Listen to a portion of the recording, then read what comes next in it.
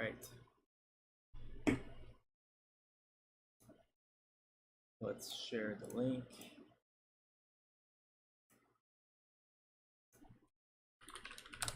What's up? What's up? I'm going to share the link real quick.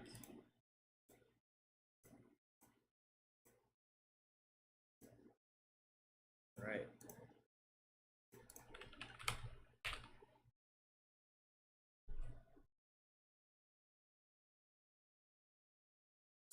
All right, let me get this going here.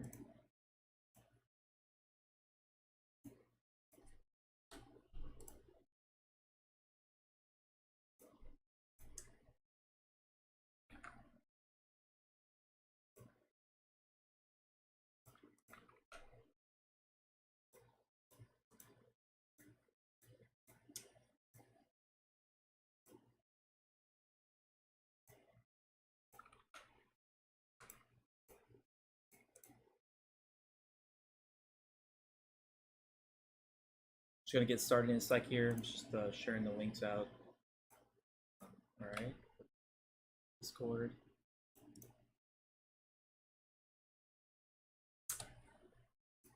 Streaming.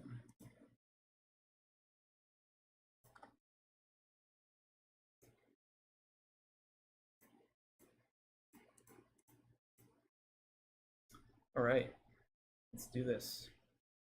Get some coffee.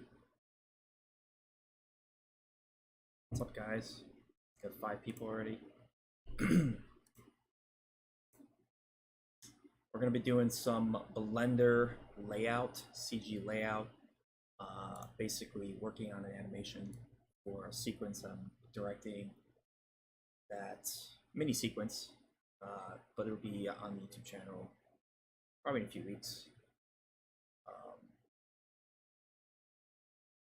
So I need to work on scattering a bunch of objects, break up the CG a little bit better. It's pretty close, but there's still a few things to do.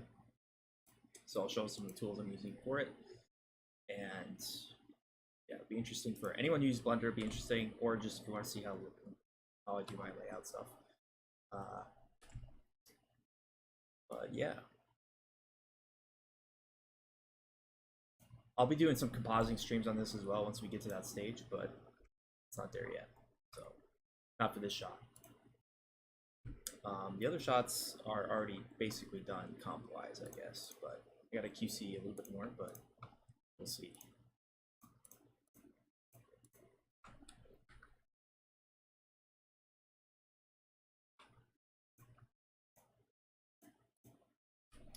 I found a really nice plugin called, let me get the name,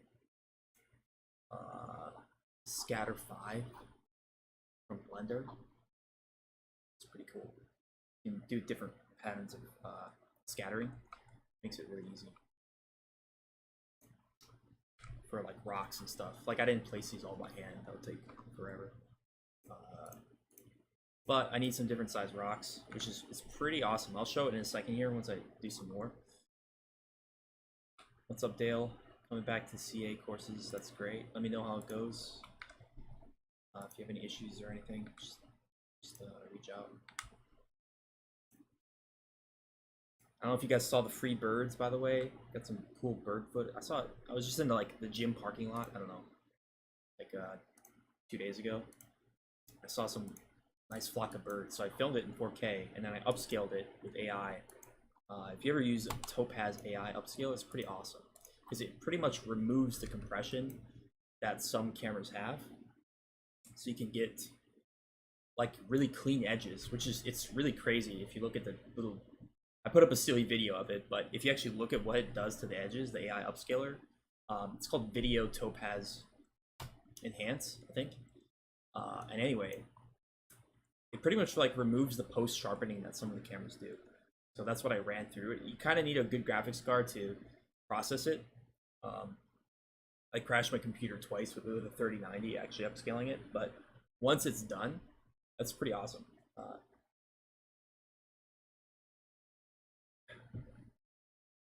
And that was just like, yeah, just iPhone 4K, 60 FPS or something. Now it converted to 24, but I don't know, totally works.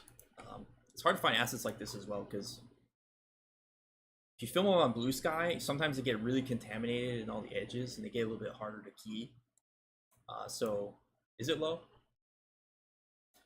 So the mic is a little further away right now. Let me boost it up. Is this better? Test, test. Test, test, test.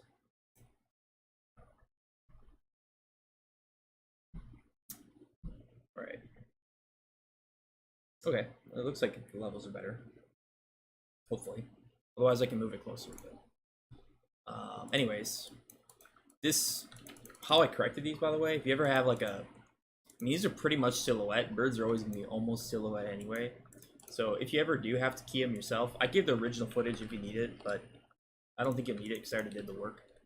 But the way I corrected these birds is, you know, just key them and then just replace them with a solid color, and then you can use like another keyer to get a little bit of range into them.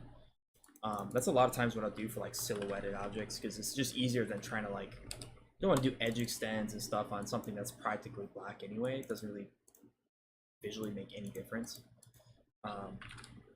So I don't like to do it that way. But let me check. I'll just show you the technique maybe. 8K. Merge. Let's convert this. Yeah, so if you were to just invert it, this is what it's going to look like. If you were to just key it and invert it, you're going to get like all these type of edges. This is pretty normal because it's like semi-transparent, they're motion blurred, all that kind of stuff. But what I like to do on simple stuff like this is just you just copy the alpha to a constant. So I take like I don't know, like almost black, and I'll just copy it, copy the alpha we just created, and then you pre-multiply that, and it's just gonna make everything. Let's make sure it's 8K. It's just gonna make everything like pure gray, and then if you want a little bit of color range into there, you can just grade it up a little bit by a different range of luminance. So you can just key it slightly differently, like maybe something like a little bit different. Try something. Make sure we're looking at the right one. So yeah, you can like crunch it in or something like that, but I don't know. Maybe boost it up a tiny bit, and you could blur it a slight bit, and then just multiply. So you get a tiny bit of range in there. You could probably gamma it down maybe. Gamma up.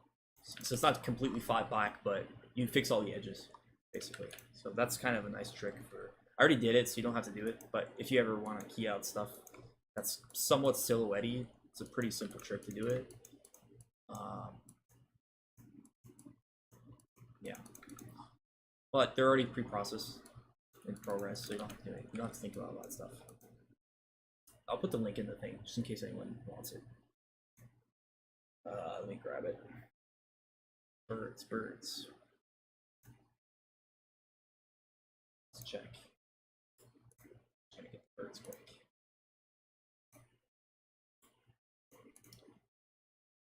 Okay, here's the birds.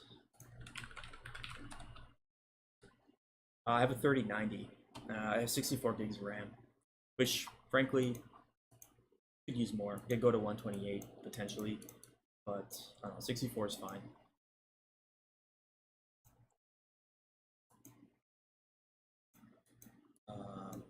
I didn't actually build my computer because I needed a 3090.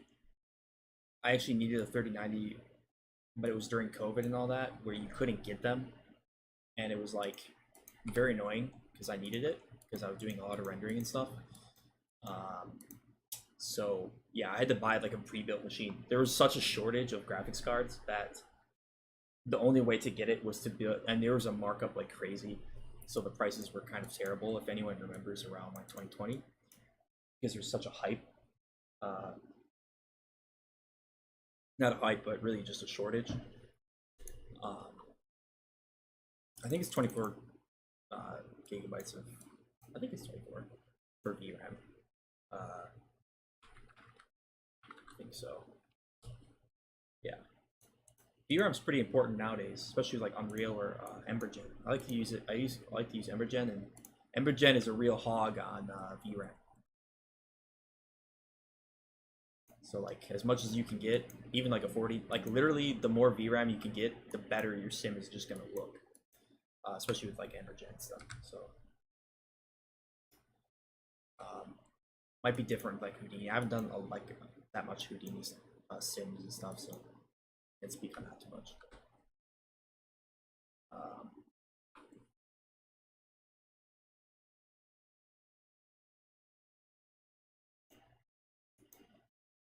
Yeah, I just gotta clean up these rocks. So, there are a little bit too many of these. I'm trying to get the scale a little broken up here. Also, some of these are, the camera pans so fast in the shot, there's a lot of motion blur, so I don't need to have like a million of these rocks. All it's doing is slowing down my blender scene. So this scene, it's playing to the strengths of cutting corners, because like I can hide a lot of the, I don't need to build out the areas that are basically a complete motion blur. All right, let me save this to make sure it doesn't crash. Yeah, do a 3080s, that's pretty good still. Oh, that might even be better than a 3090, I'm not sure. But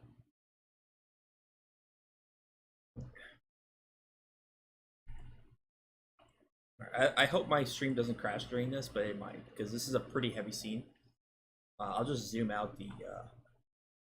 This is the scene, the full scene. This is a pretty big scene. Let me make this window a little bigger. You guys can see it. And there's a lot of. I'm doing a lot of I'm working with like some proxy stuff, so some of it looks low res, but once I render it, it'll swap to a high res model. Like all this stuff where it's all blocky. This is all proxy, geo, stuff like that. So we won't have all that blockiness once I render, but yeah, it's gonna be pretty cool. Let's just see. Yeah, I showed some of this on the last stream. These guys, I'm using some J spacement. Pretty cool trick for like scattering some detail real quick, where you don't have to model all of it. I'm always looking for those kind of corners. Somebody in the Discord shared a pretty good tool. I need to find that link. I need to find it. Someone yesterday. We did a private stream in the Discord. All the Patrons. There's also private streams, by the way, for anyone who wants more streams. But yeah, we did a sort of a small group live stream, and I'm sharing something similar to J spacement, but just within Blender. I'll show what J spacement is actually. Let me just show it. I showed this yesterday though. J spacement did, yeah, but you can still find it kind of. It's on like an archive thing. You just Google it, you'll find it. Basically. This is what it looks like. I'm always looking for things that are like noise patterns, but they're better than noise patterns, because a default noise pattern is kind of limiting. So yeah, it makes like stuff like this. It's just like displacement maps. There's different amount of iterations, but you can scatter that onto a surface and then displace things. I used this a few years ago. I hadn't used it until recently again, but yeah, it's been around for a while.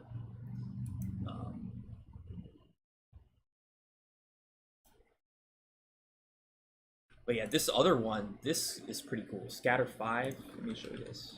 I just found this yesterday because I was trying to get some different scale rocks. This thing, Geoscatter 5. The amount of control that they give you is really nice. I know you can do like crazy scattering in Houdini. I've went in Houdini a few times for scattering. It's pretty good, but I kind of like everything just wrapped up into a simple tool where you can just have layers and all that like extensively built out for you, versus building everything from scratch. Which, yeah, I'm not in that philosophy. It's like if there's a tool that does it, it's like saving time. But yeah, this is a pretty cool tool. Anyone using Blender, definitely check this out, because like this kind of secondary scattering around the bigger objects, it's pretty interesting.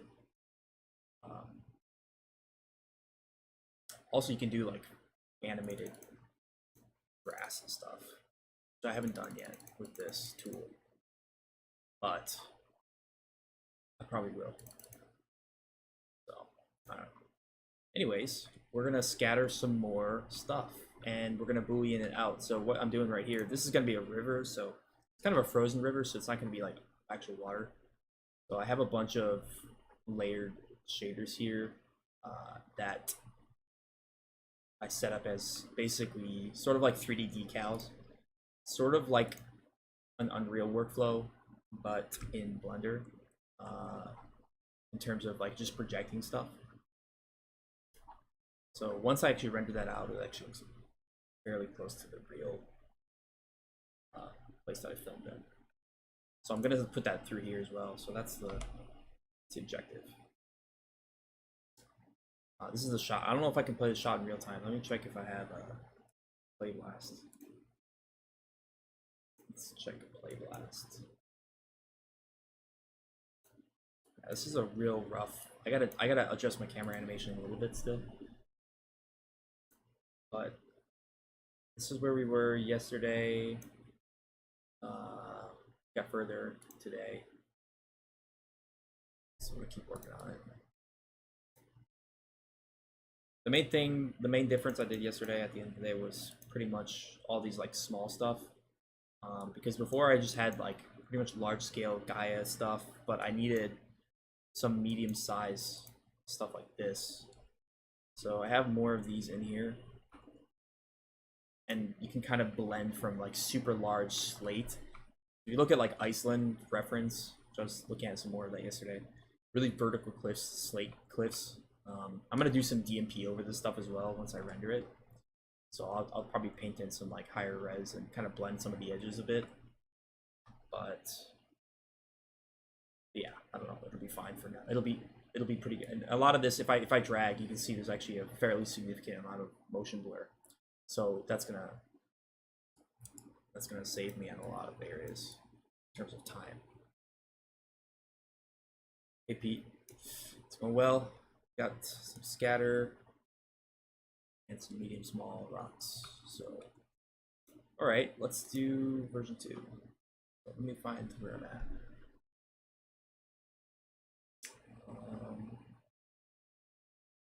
Scatter rocks. So I'm using a lower res geo to scatter on because it's probably faster. I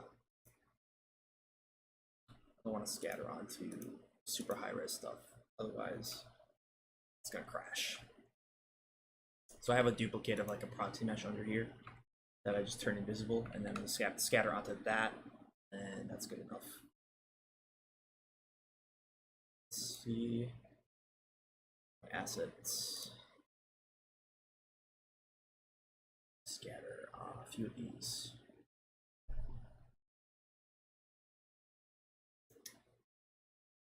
Select this. So yeah, this is pretty cool. What I really like is the transitional effect of this. You can like blend the scale, which is really interesting. Scatter objects, scatter assets. All right, it's gonna be way too much at first, but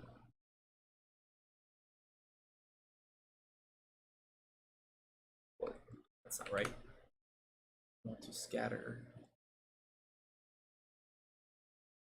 Should be doing browser selection. No, I don't want to select the object.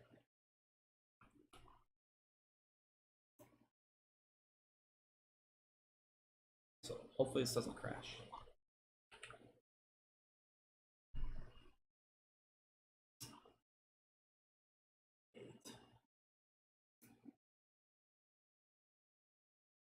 Emitters and leads.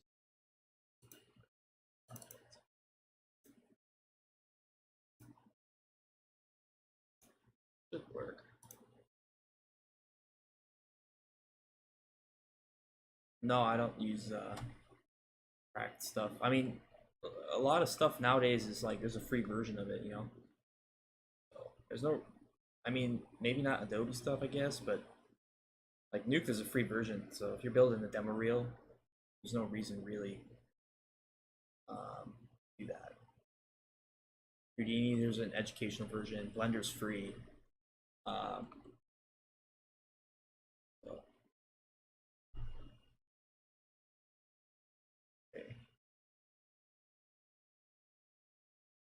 browser selection.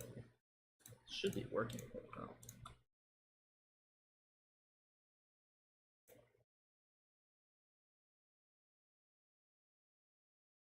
Scattering my snow. Oh, it's just huge. Okay, I gotta apply the scale first. Gotta apply the world scale. Go here. Apply scale. Okay. And scatter.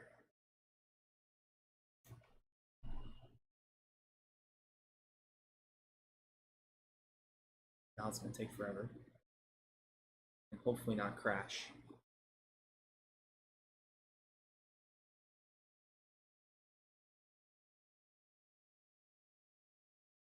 Let's see if we crash it on stream today. Probably.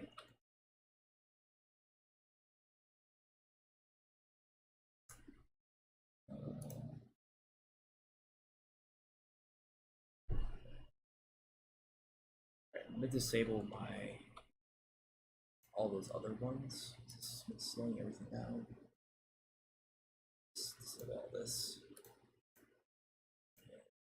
All this.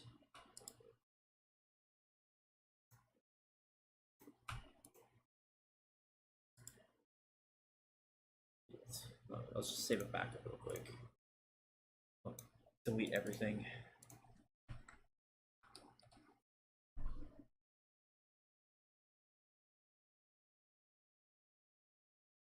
All right.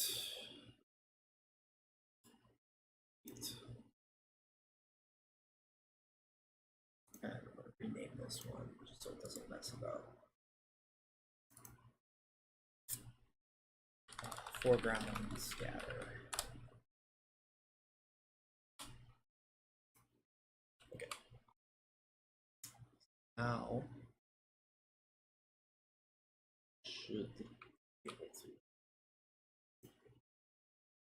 do that.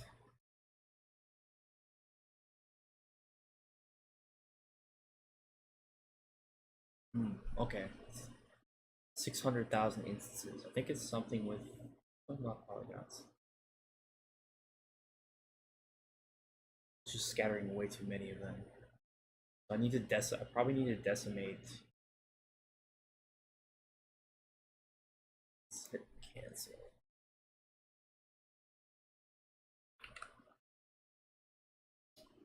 That's why. So we'll reduce the density a little bit and just see what it gives.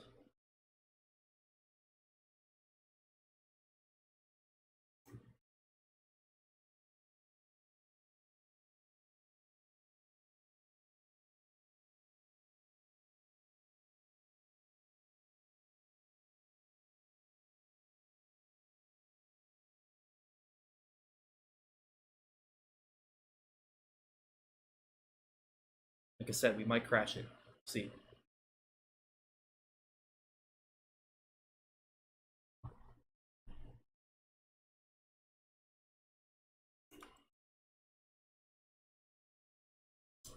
Why are we not?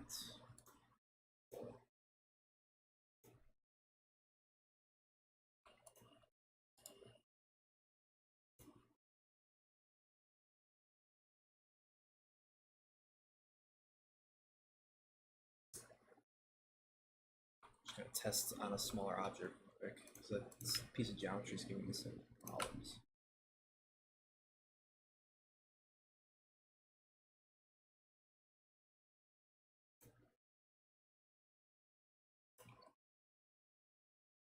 Just try it on this real quick. Cube. Oh, I see. It's doing both at the same time. I'm new to using this plugin. This is I just got this yesterday.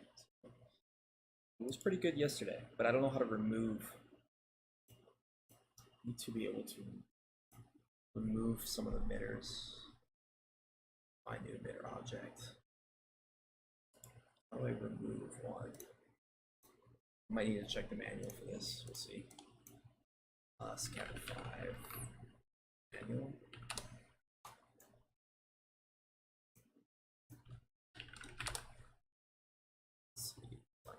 reflection.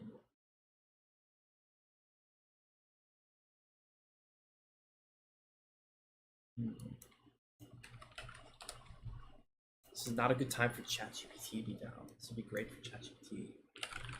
And emitter from scatter 5.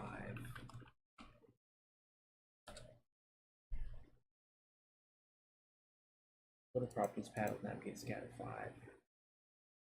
Locate the emitter you want. You should see an option like a minus button or delete.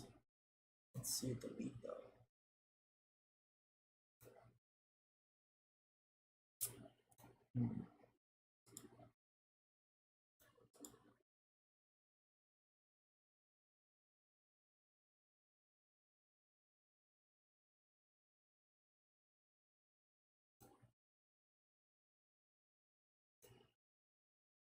Okay, set this to 0.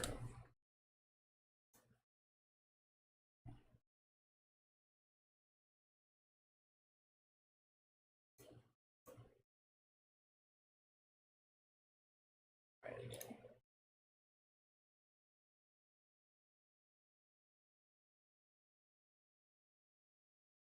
Okay, it is scattering. There we go. It's definitely working. It's working on that piece of geometry. Something wrong with my geometry, that means. I think it's just like too big. So let's delete that. It's the same size, so I'm not exactly sure. Delete this.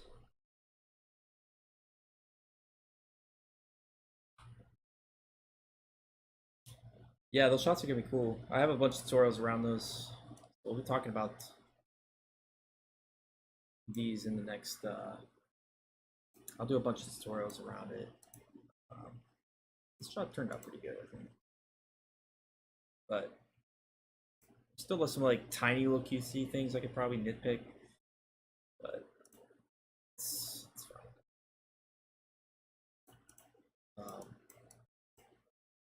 fine. The tricky part was actually the eyes, because I had to do a CG reflection. So it's actually like replacing. I didn't line it up 100% completely. I wanted the small to be the centers to be a little bit smaller than the huge light source, because you know it's coming from like a smaller light source kind of.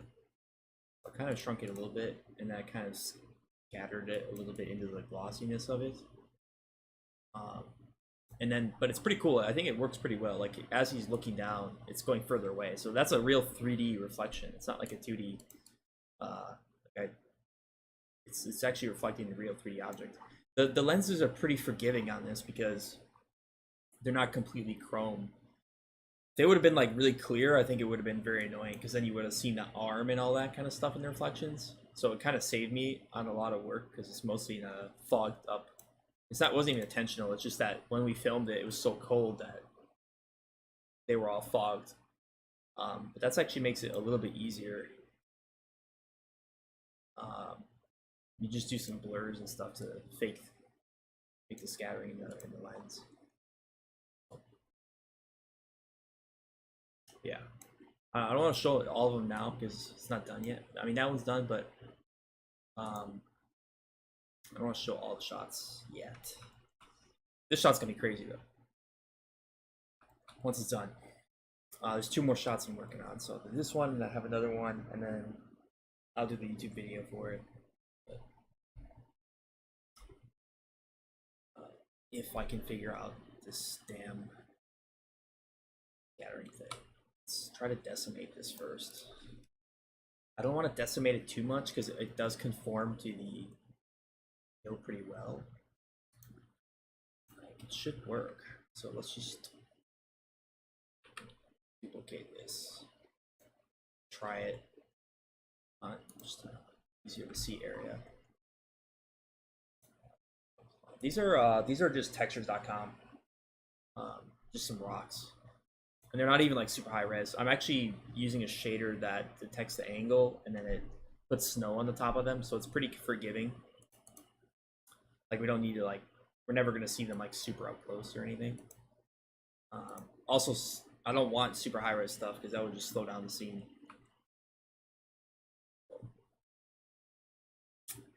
But yeah, the shader is pretty cool actually. I'll show you the shader. This. Wait, let me grab it. So let's see. Grab this.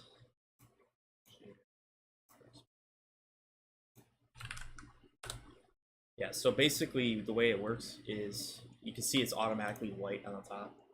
So I rotate this. It does all the snow for me. That works pretty well for rocks and stuff.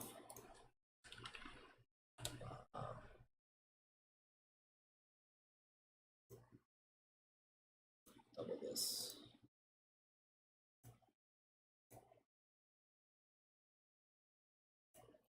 Yeah, it's using I think it's using normal style. I just grabbed it. I just modified like an existing one that there's a snow plugin that you can get. That's why I like Blender. You can grab some pre-existing stuff pretty quick, modify it slightly, and then it works pretty well. But yeah, it's super good for like all the rocks and stuff. So it's just like it's always snow on the top. That's how I'm doing all the hills. Gaia has stuff like that, like auto color based on normals and stuff. Like you can actually generate maps based on angles. So I have Gaia exports, but I didn't use the maps that came from. You can do the same snow thing in Gaia, but this shader kind of worked on everything. So yeah. Yeah, I could probably hide some of this stuff.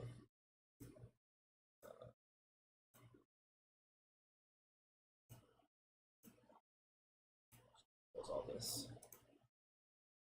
Okay, let's try this again. Let's change this pattern with this one. And go to the asset browser. My website is not loading. That's not good. Looks to be loading. My end.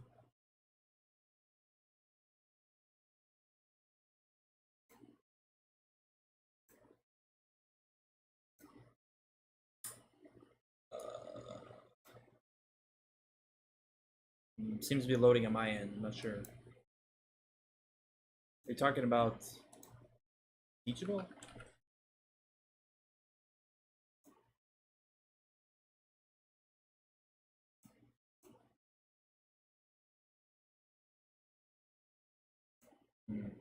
I don't know. It's working on my end. I don't know if you're talking about the main site or the actual like an actual classroom. But okay.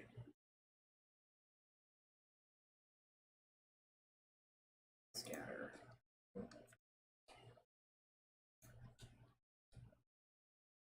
Oh, you're talking about the link, maybe. Let me see. Link works. Okay. Oh wait.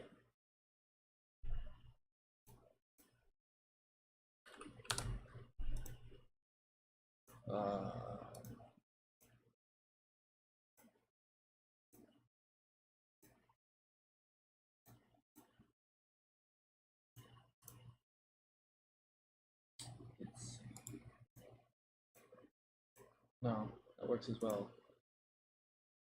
I'm not sure. Okay. Scatter.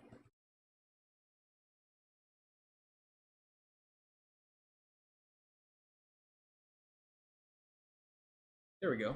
Okay, so randomly it works. There's something with the maybe something with the naming, it's just glitched. But that works. And then we'll scale this down like crazy. Reduce the density and scale. Way too many of them. So once I put the snow shader, these work pretty well. It's way too much right now. Random scale, shrink it. Some smaller stuff. This is kind of what I wanted to do on the other one. Now I messed up the position of this thing.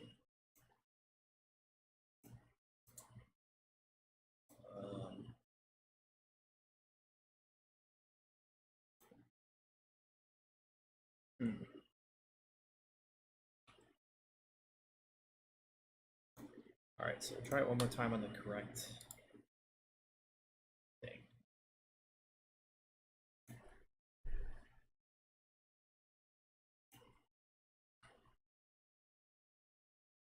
Just gonna rename this.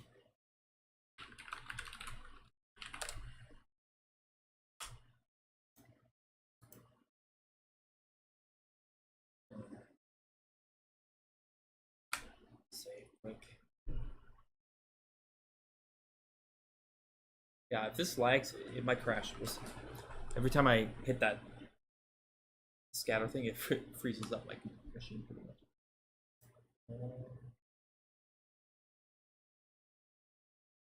Alright.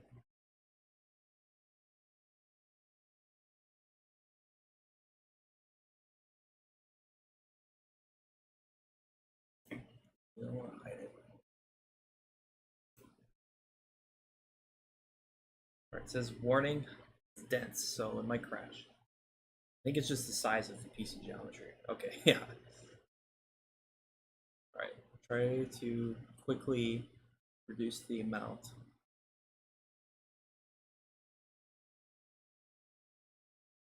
Density, say 1.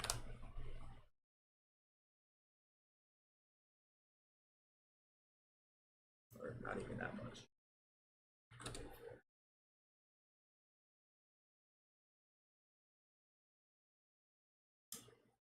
Shrink it.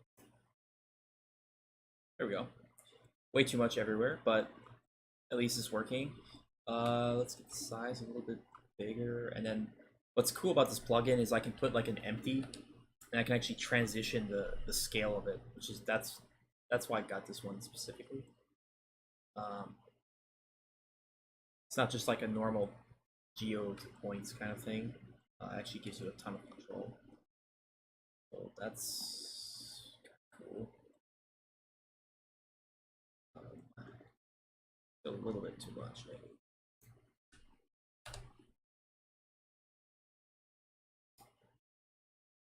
Yeah. Oh, interesting. I think this one does it as well. There's level of detail. There's even level of detail distance to camera and stuff. So I haven't gotten into it yet. But I have seen it. So let's create a cube. I'm going to create a big cube, and I'm going to use that to basically transition off the size of all these things. And get rid of some of them. So we'll put here, and then we will. What do we want to do? Let's create a collection and say cut it out.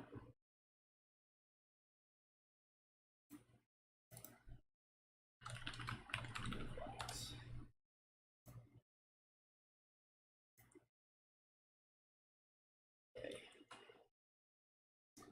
So Boolean, and then we can use the collection to cut it out. So that's pretty cool. And then what I'll do is I'll take the cube and then we'll render it as a wireframe so we don't see the cube. Can't use an empty for some reason. You have to use a cube. So we want to display this as wire. All right, there we go. So now it removes all of those. So the next thing I want to do is make a second cube and basically transition the scale so we get like smaller ones in the center.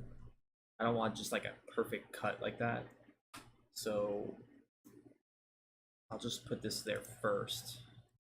Just scale it, and then we'll do that next. So this scale out. Sometimes it does glitch when it's huge, though. I have noticed. Like some of that stuff in the center.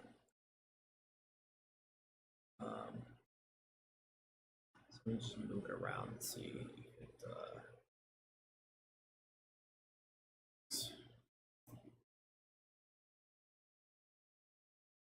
it, Otherwise I can just manually delete them. Just rotate this.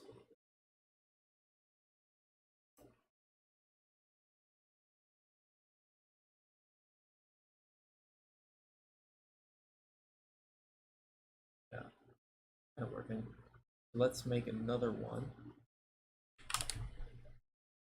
I'll use that one to fade up the rock's size.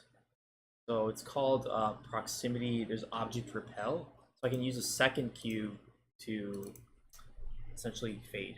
So I'm just going to call it fade cube, and then object repel, and then set it to fade cube. Oh, actually, I need a collection for it. Like a different collection.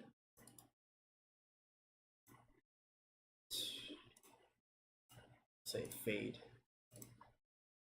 transition locks. That in there. Yeah, it'll. You can also do weight painting if you want to paint it, but it's just easier, I guess, for this specific, because it's pretty linear canyon, I guess. I did mess around with the painting a little bit, but found that it worked pretty well. Just this. Okay, so this thing, and then we'll say transition 10 or 20 meters maybe. Okay, so I don't know if you guys can see what's happening, but the density actually reduces as it gets closer to this cube. So if I move this around, you see what's happening? Basically, the closer it is to it, the less there are. So it's actually fading off, which is pretty cool.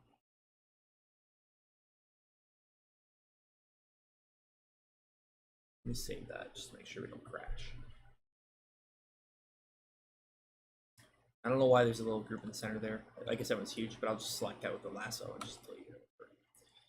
So I'm going to scale it a little bit bigger.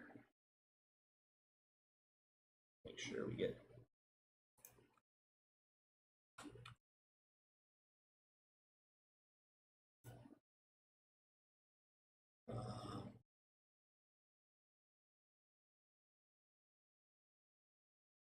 what up, what up?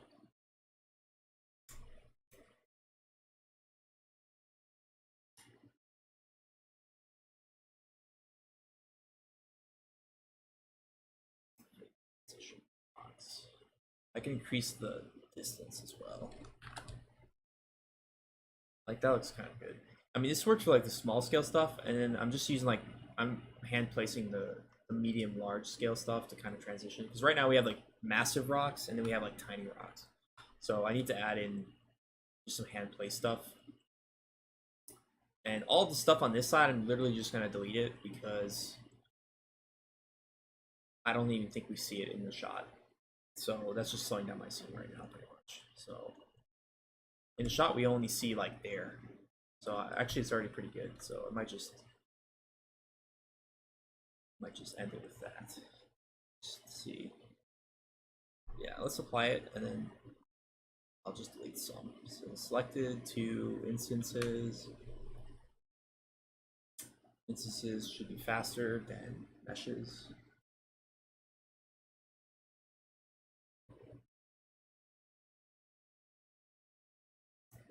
Make sure I have it selected.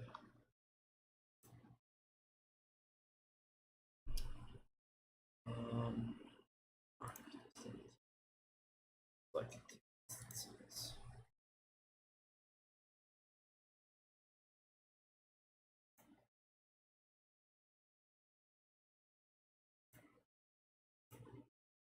All right, I'm gonna remove.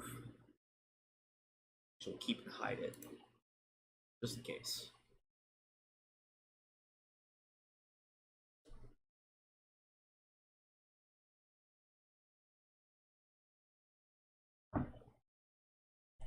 All right, what we got?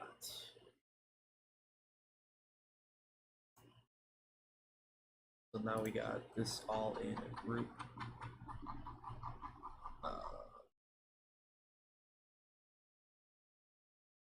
Okay, sweet.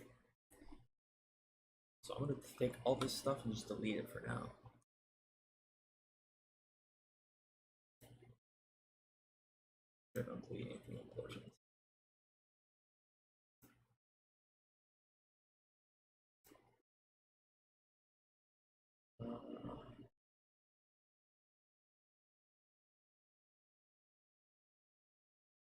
sure I don't have anything else selected.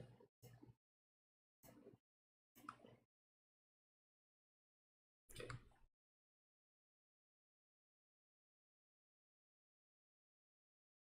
Delete it. Got 26 people. Guys, download those free birds. I don't know where I'm gonna use them yet. I gotta use them.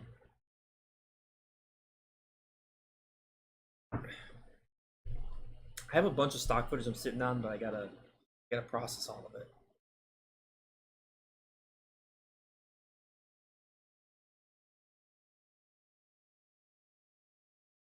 Let those delete.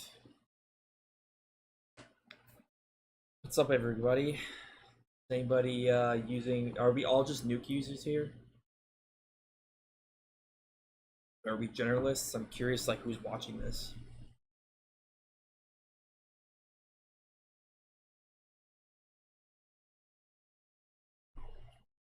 I freelance for different studios, and I work for myself, so it's a mix of different stuff.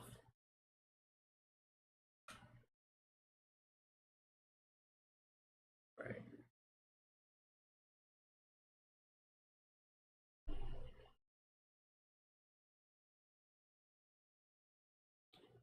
Yeah, I started with After Effects back in the day.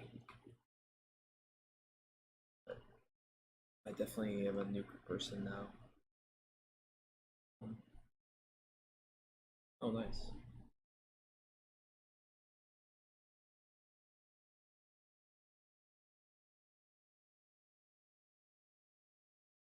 Nice, nice. Dude, Cinema 4D plus Nuke would be crazy though. Just saying. Because if you can like get into those passes, like motion graphics, that'd be pretty cool. I really wish I had more time to just mess around with motion graphics because I actually love doing that stuff. There's so many disciplines in VFX that it's like it's hard to pick which one to spend. I mean, not really. I mean, if you're working in a studio, you're probably just doing one. But for me, I like doing a bunch of different stuff. So.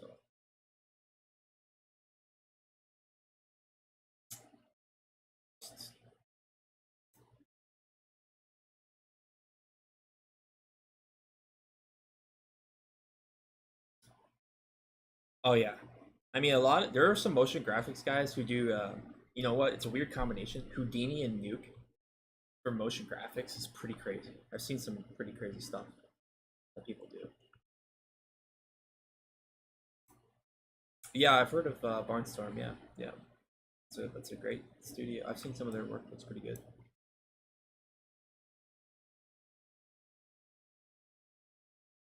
Yeah, if you do Houdini and Nuke in any fashion, you know that's a killer combo. I mean, I don't know. Any combination is good, but specifically that one, I've seen some pretty like. Even from a design standpoint, I've seen people do stuff that like a Houdini person by themselves wouldn't do, and a Nuke person by themselves wouldn't do. So it's like when you have like both of those lenses that you're looking through. I think that's always true with anything though. If you have two lenses, you approach things in potentially unique ways. Um,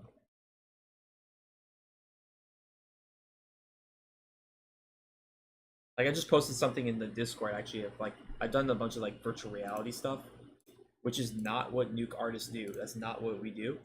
But there's a surprising amount of skill transfer into uh, virtual reality stuff, mixing with compositing techniques and all of that. I mean, CG is CG at the end of the day, but uh, it's it's interesting when you create those weird combinations. Um, I think especially with Apple Vision Pro and all that, once it gets smaller, I think there's gonna be a ton of compositing content.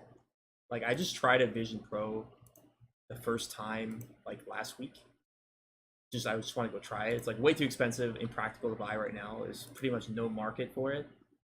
But the 8K video is incredible. It's incredible. The like it's like it makes IMAX look like nothing. Like that's what's so incredible. It actually feels like you're physically in front of some other place, and you can't even describe it. And I'm just like, I'm excited for more of that kind of stuff. I think people really, there's always like a hype in the conversation of the internet. It's like right now it's like AI and all that, but I think VR is much more interesting. I think there's like, I mean not to say either is not interesting, but I think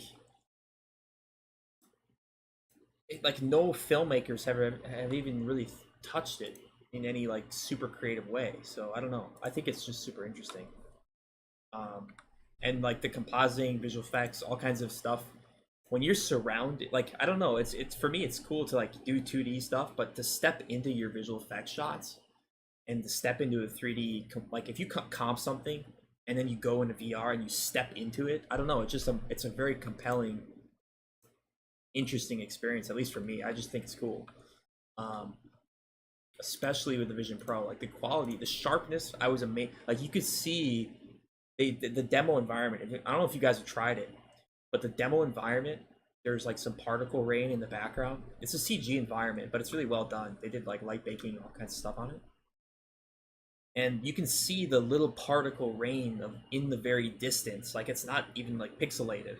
Like you don't even really perceive the pixels. It's like that in stereo is really, really different. It's not like watching a 3D movie that's in a little 16 by 9 like box. It's like, whoa, you're completely surrounded by, I don't know, it just feels like you're there. And then it's some of the best stereo content I've ever seen because they shot some of the demo content on 8K cameras. And there was like one demo that was in like Africa or something. So you're standing in front of these like elephants. But when I say it's not like you're watching a 3D movie, it's literally it literally feels like there's that elephant, the baby elephant in the mud or whatever it was, right in front of you. So it's, I don't know. I really feel like there's going to be a paradigm shift around content when that becomes like a small form factor. Um, that's why it interests me, and I stay on top of it because I just I don't know. I think it's interesting. It is hard for storytelling, yeah, but I don't know. It's also like nobody's really tried super hard either to like do something because the market's not there yet. There's no way to make money doing it, so there's no big production that has tried to do anything. So once the market and the cost and all those things sort of like even out, that's where I feel like that will be much more common. So I don't know. Um, okay, now I got some of those rocks cleared out, most of them.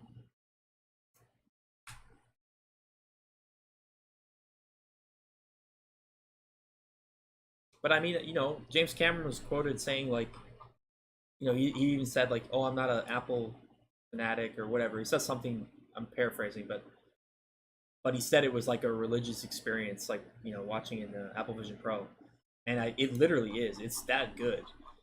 So even if you don't buy one, just go to an Apple store and just look at this because I think it's crazy. I think if you're a visual effects artist, how could that not interest you to like to step into perfectly seamless virtual world?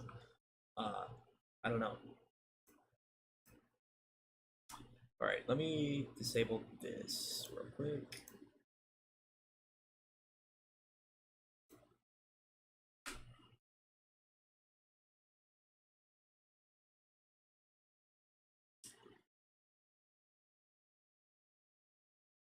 Okay, just trying to clear out this stuff so I don't slow down my whole scene.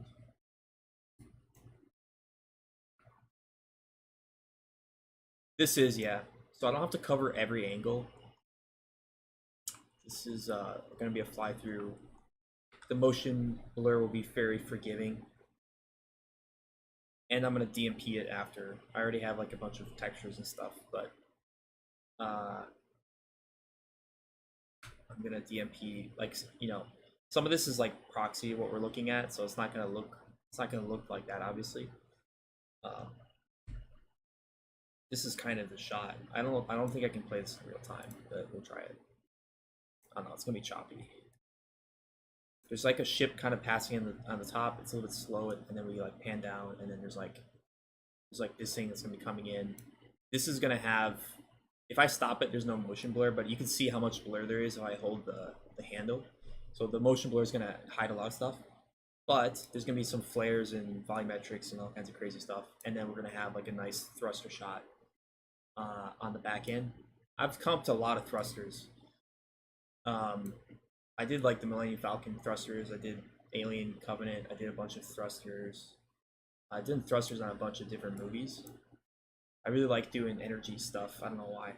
I have a weird niche of somehow ending up getting like any energy effect on a film. So I've done a lot of like Higex and weird stuff like that. I don't know if you guys know that, but it's like a Nuke plugin for like energy effects.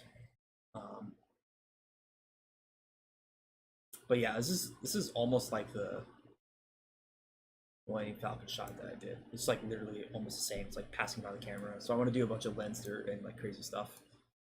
It'll look cool. Right now it's just gray. I promise. It'll look cool at the end.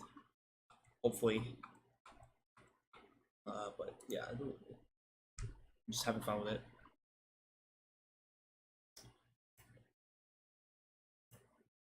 Select some of these, get rid of the rest of this stuff.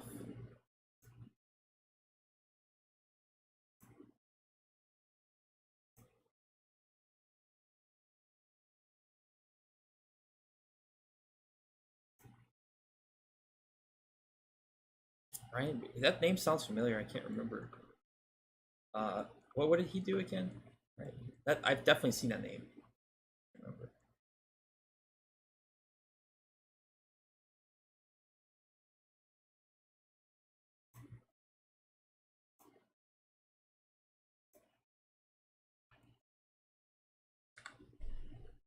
I'm gonna use Embergen for the. Oh yeah, he did the lightsaber fights. Yeah, that was cool.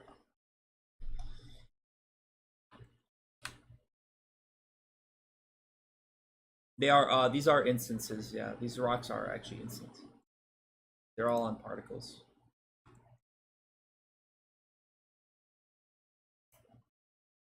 Or instance, whatever. Points, not particles. Blender, because it's free and it works and there's plugins to do everything. And I don't want to build a tool from scratch every time I want to do something. I just want to make stuff. So, of course, and I also am not a software zealot.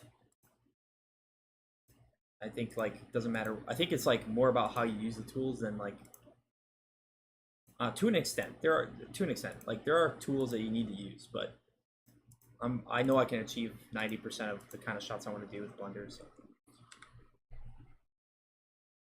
Blender and Nuke together, I enjoy. Because also Blender really lends itself to a compositing workflow in a way that other renders don't.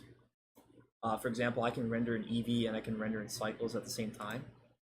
So if I want to get some like volumetrics very quickly, I can use Eevee. If I want to get some VDBs rendered really quickly, I can use Eevee. And it looks better than a comp element a lot of the times, depending on what you're comping. Mostly like just simple 3D volumetrics though, pretty fast to render.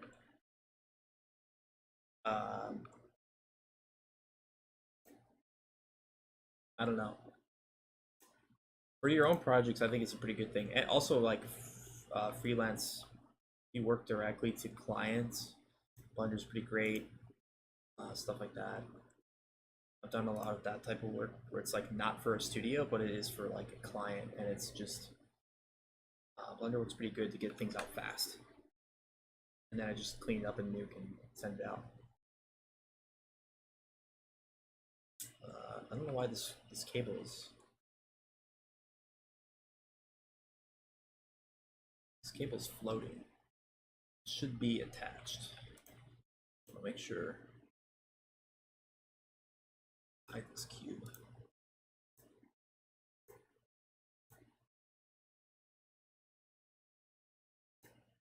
I've done comp for style. I worked on the Across the Spider-Verse. So that was like the most stylized thing I did. That was a very different style of compositing than it is like what I'm doing right now. I mean, this isn't compositing, but all right, there we go.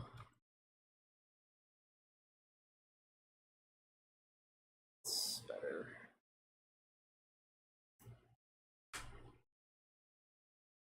I do both.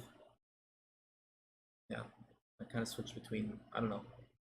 Depends what I kind of feel like doing. Sometimes I'm working for my own stuff, like I'm doing now. This is for my own. This is for this YouTube channel, pretty much. And I'll probably make. And I'm gonna make some course stuff around it. A little bit more structured and everything like that.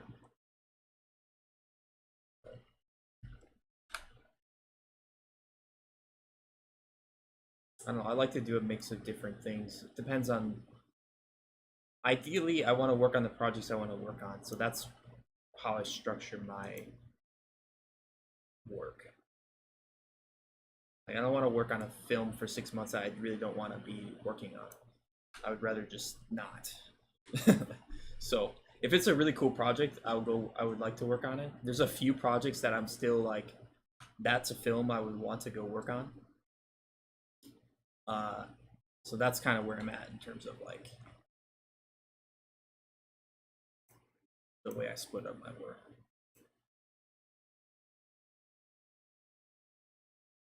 All right, let me make sure we get our new shader in here. I'm in Quebec. Not in Montreal, but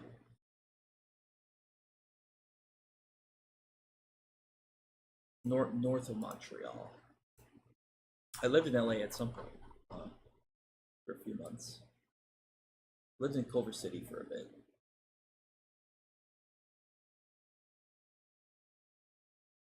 I haven't worked with folks. I've heard of them. I haven't worked for them.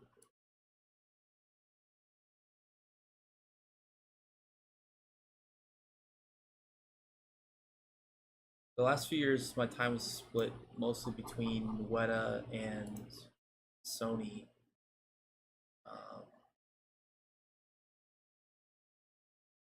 Let's see. Where is that other thing?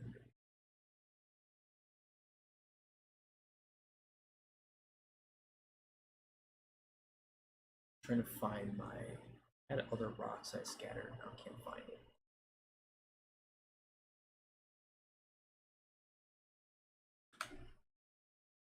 Scatter. Pattern 01. I think it was called foreground scatter.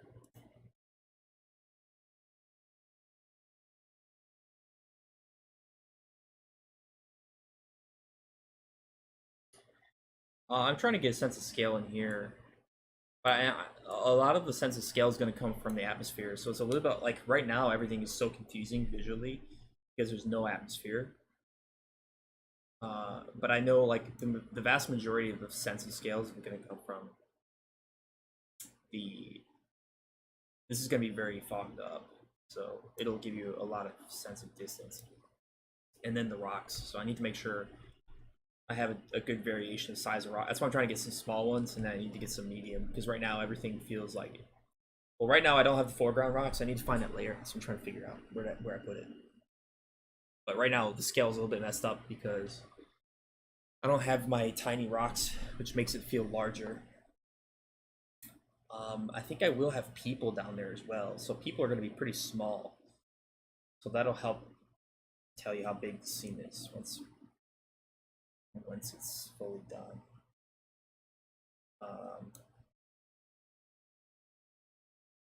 Okay. Foreground scatter. I'm pretty sure this should be enabled. Let's see. There we go. Okay, so this is the shader.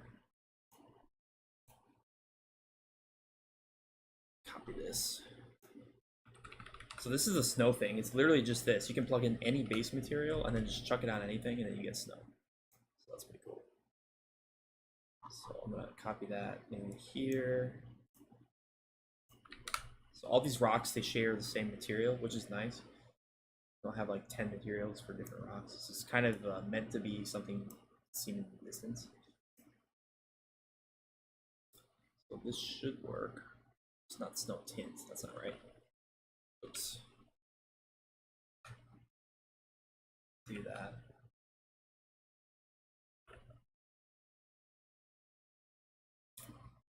Okay.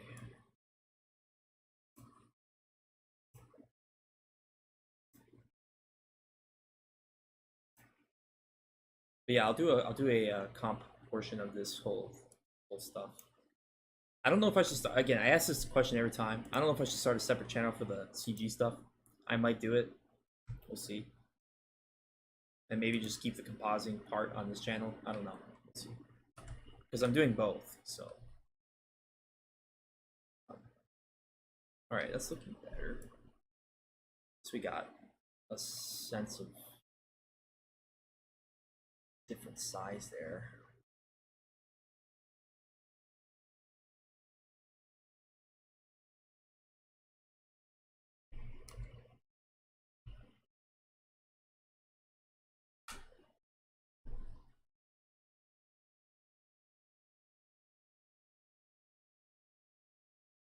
Yeah, it's just like most people are trying to become like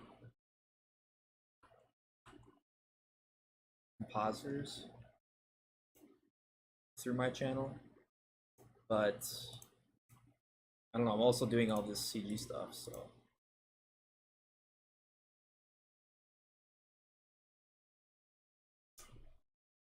Let's see. This is working pretty well, I think.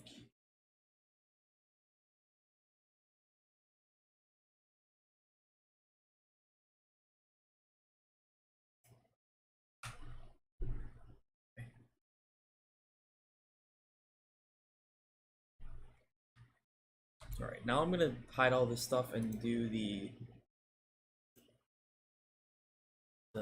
lake portion. That's gonna be tricky because I gotta blend it. But I have this thing. This is the same texture I used. So I made this texture. I mixed up some photos I took on set of the actual lake, and then I mixed it with some textures.com stuff, and then just like break up the edges a little bit. So that is going to get me most of the way there. I also have some ice. It's all hidden right now because I don't want to crash my scene. I have like some thin layers of glossy ice that, you know, it works pretty well on the very edge of the water.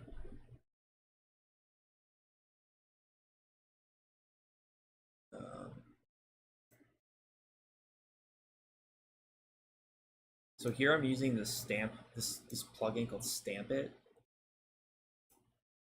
So any Blender people out there, it's pretty good. This is like almost an essential plugin.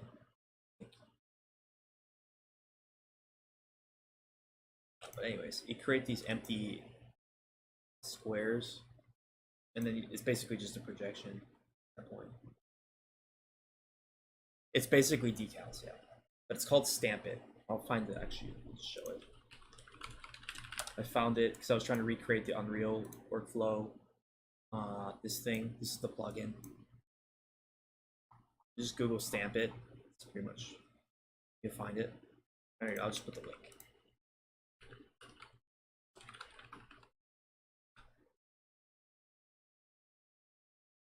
Yeah, pretty good. You can even do holes with it. So that's how I did some of the holes in the ice. You can use like for a very thin surface, pretty good.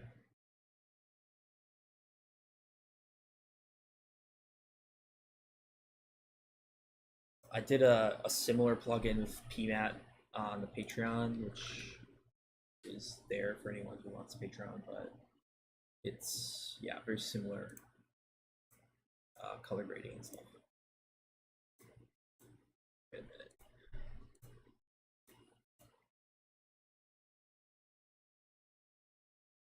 me find the video.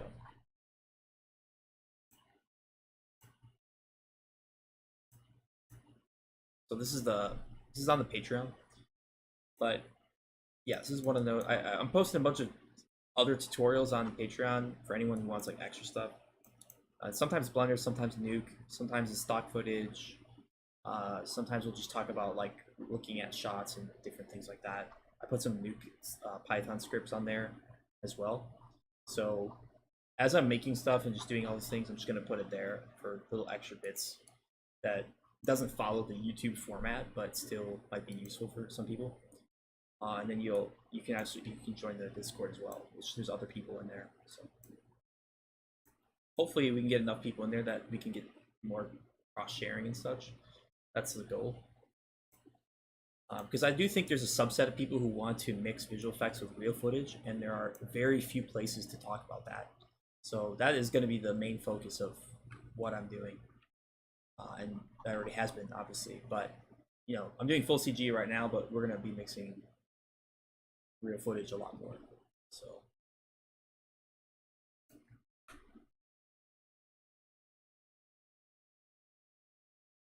I haven't used the parallax node. I've seen it. I've used deep quite a lot.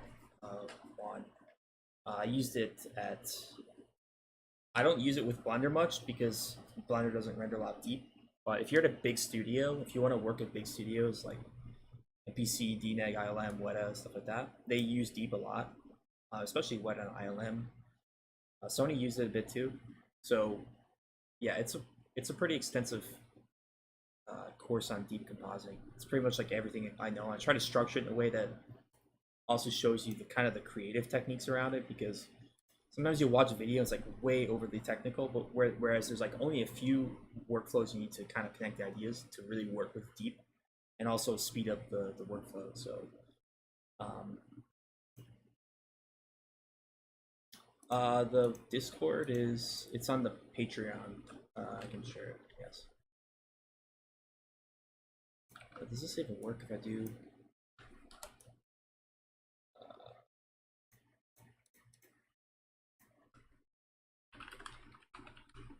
That's the Patreon. Patreon. But yeah, I do. If you do want to work at those big studios, it's definitely a good skill set to have. And basically, that shot too is pretty. It's advanced. It's pretty advanced. Like there's like everything you'd have to do. There's volumetrics. There's debris. There's like a whole bunch of stock elements. So a lot of what I've tried to do with that was the hardest part of actually making that, was getting all the effects artists. I had to hire and pay a bunch of effects artists to produce that, but because I wanted to simulate like an actual feature film shot, not just like here's a simple deep shot, you know, because that's not what deep is. Deep is used when there are many layers, and it's sort of an organization thing as well, in terms of trying to keep it all in your head when you're working with, you know, 30 or 40 layers and stuff like that. So yeah, there's a sale right now as well. So the sale is going on until Sunday. We're gonna end it on Sunday, so everything is on sale.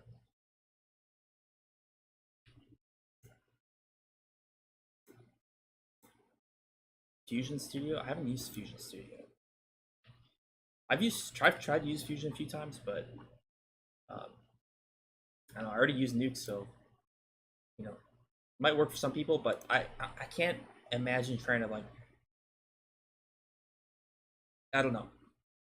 I wouldn't do like heavy CG compositing still, because you need projections and all those kind of things. It does those things, but I don't know if it does it in a very streamlined way. But I'm sure there are people out there making it work.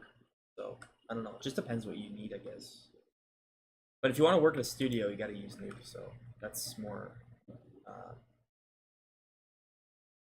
Yeah. Yeah, I've tried. I don't know. Nuke it's just the right tool for compositing. So that's why like a lot of generalists, even they're not composers, they all use Nuke. A lot of effects artists also use Nuke, because you got to do it to use your to make your renders look better, especially for keying.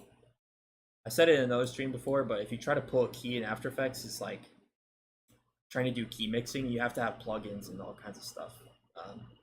It's not it's not really made for that. So, okay, what am I trying to do here? This is, I gotta get refocus here.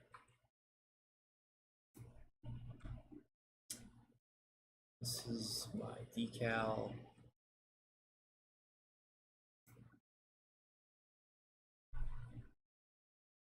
Let me grab this.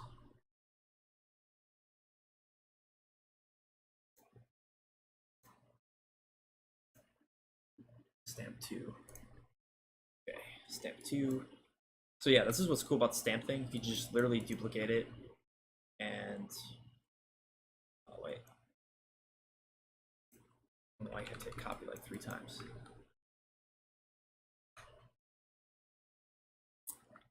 Actually, we'll just make a new one. Stamp. Stamp 2. Duplicate.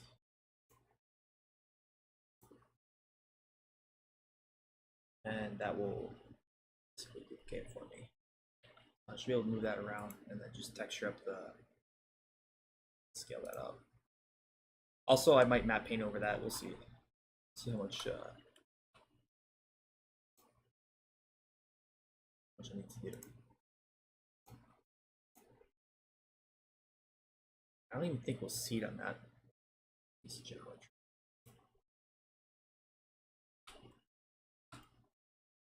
Yeah. If you want to work in a studio, well, here's the thing. If you want to be an animator, learn Maya. If you want to work in a studio that uses Maya, then use Maya. But if you want to do your own projects, I don't see any reason to use Maya. So, like, a compositor will never open Maya in a studio, really. So, it's like, if you're trying to become a compositor, then I don't see a reason to learn Maya over Blender. I don't see an advantage, you know, because you're not going to open a 3D software as a compositor anyway, unless you're in a smaller studio. So I don't know. That's the weird part about it. So, like everything, it depends what you want to do.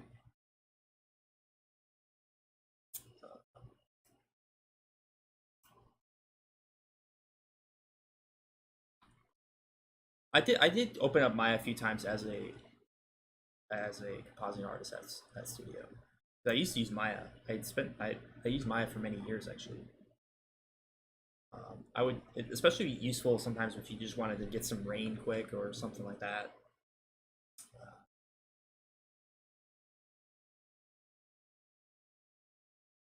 All right, let's select it.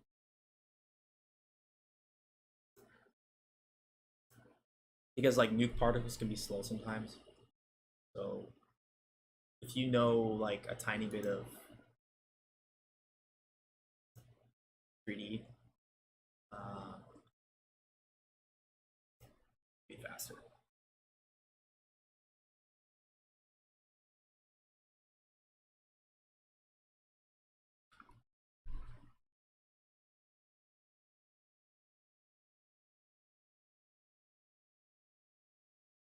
This is a pretty cool ship, by the way. This is from Big Medium Small. I don't know if you guys know that company, but they have pretty cool stuff. Go check out their stuff if you want to get models.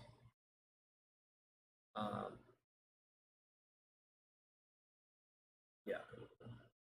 I mean, I wouldn't say it holds up like super close, but like, I don't know, we're gonna be like this distance from.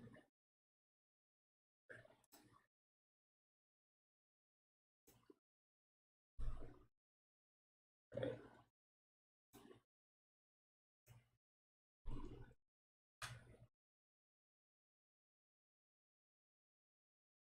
I feel like we need to get a plane in here.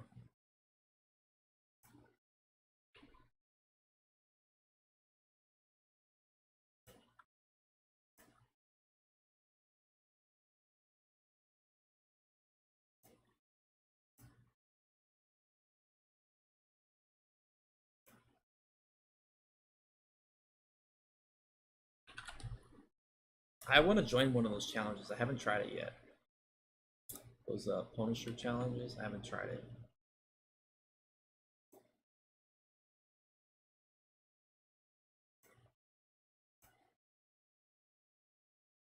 do want to try it though. I also would like to mix it with some like live action stuff because I don't think that anyone ever does that.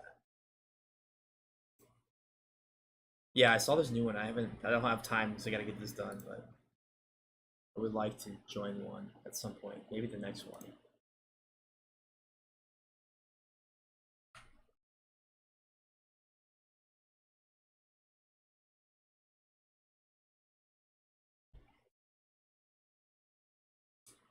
Denoising I use, I think it's optics. This is faster with, I believe it's optics. I always forget. Let's open image. I can't remember which one's faster for our RTX cards. I think it's. I'll check.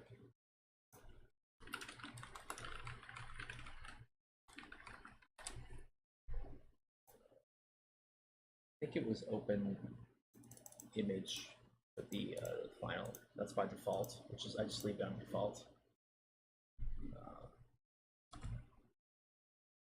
Honestly, if you just run your AOVs through a denoise node, you're gonna be you leave. I think it's you leave it on open image. That's fine. I believe optics doesn't work as good for animations, if I remember. I don't know. I haven't had to change it, so it seems to work.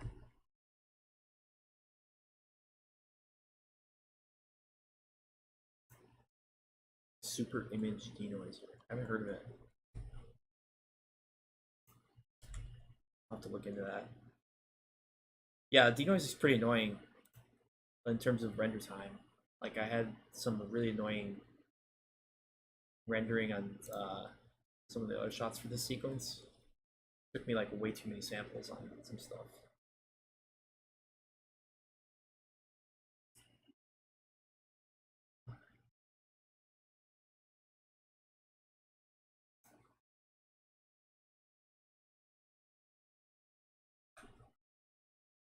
Cell fluids. W hotbox. I haven't used W hotbox. What is that?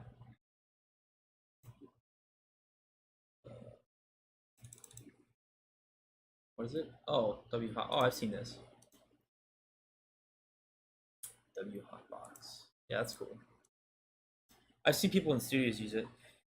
I don't really use it, but I'm sure it's faster. I'm sure there's a lot of little. I mean, I don't know. There's like all those little things that once you get in the habit of doing it a certain way, but okay.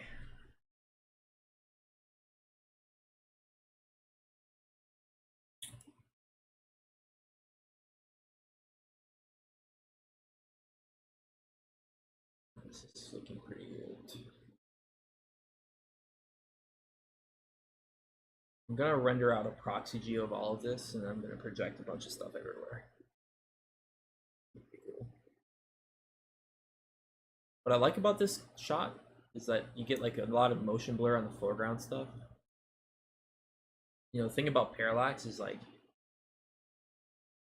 if it's closer, it's gonna get more motion blur because you're flying past it faster. So you just have like a few things. You don't have to have them super detailed, but it still gives like way more depth. Once you get like a lot of streaks. So I might add something over here just to add a little bit of that, but I don't know. There's one point in here I need to tweak still on my animation camera. It's like too stiff.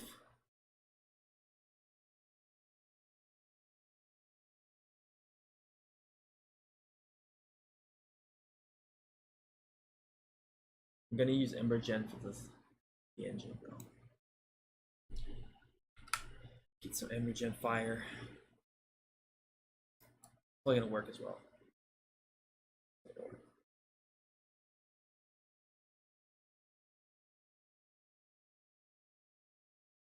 Turn on simplify. I don't know what that is. Simplify. I've never used it. Let's see what it does. Feels like it froze my blender.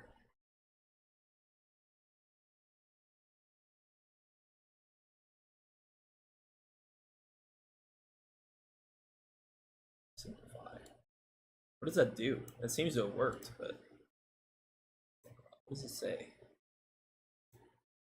Simplify. Makes it faster. Okay. What is it actually doing? Max subdivision. Oh, okay, it's just reducing subdivisions and stuff.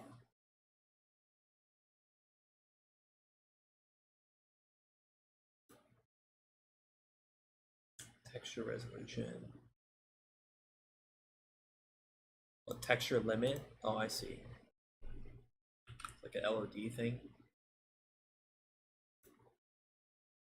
Do like. Alright, let's try it. Let's just save this first though. 512. Let's see what happens. Yeah, it's working. Also, camera going.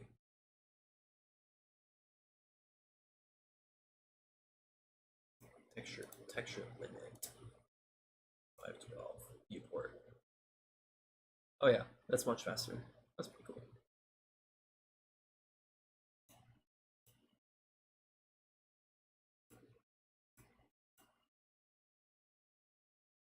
Margin. Oh yeah, that's much faster. That's pretty cool. Thanks for the tip. That's a good one.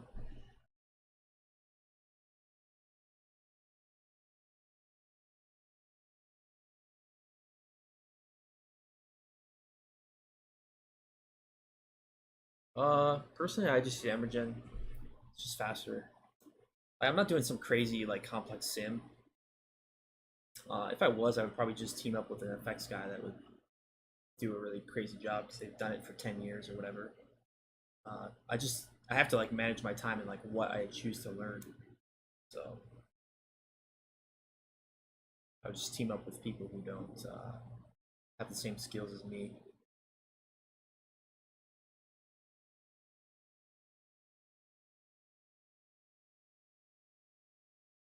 Especially if it's just like a one-off shot or whatever.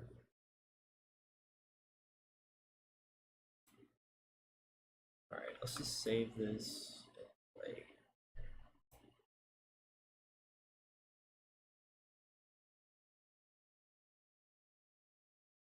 It's gonna look cooler when it's foggy.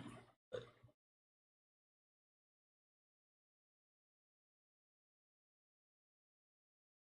also, it's like I'm trying to do it more like a humid. See, this is not playing real time though, so it's a little bit weird to watch. It's actually the speed is more like it's right here that the camera's a little bit jerky. You need to smooth that out a little bit, like right there.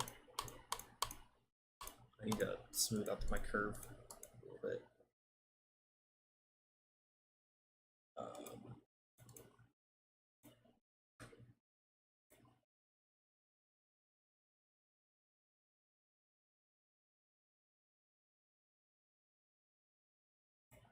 But yeah, I don't know. For comp elements, I like Emergen. This is fast. They have a lot of presets now. So I'm just looking for the most efficient way to do things most of the time. If it was like a super close-up thing, maybe I would definitely get a Houdini person, maybe. But for like any medium or distant stuff, on Emergence definitely suffices. Personally, at least for what I'm doing. I think for films it would too, frankly. You know, I've worked on films where they scatter a bunch of effects all over the environment. It's not better than, I wouldn't say it's better a lot of times. So I don't know why more studios aren't using Emergen. I think it's just a well, they have Houdini people, so it's just more. I think it's literally just that.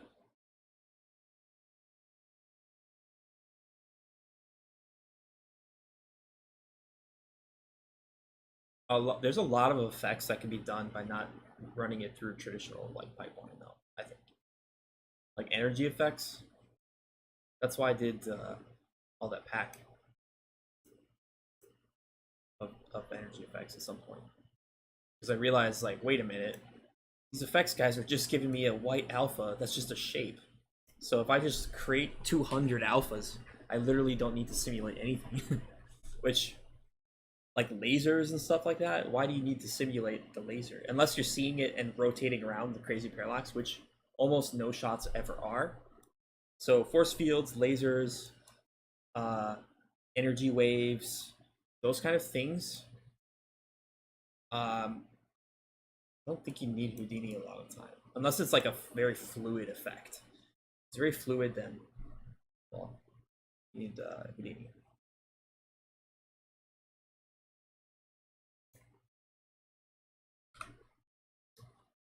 Yeah, exactly. For me, Embergen is fast because I can just make stuff for myself. I'm doing my own projects, so I don't want to spend a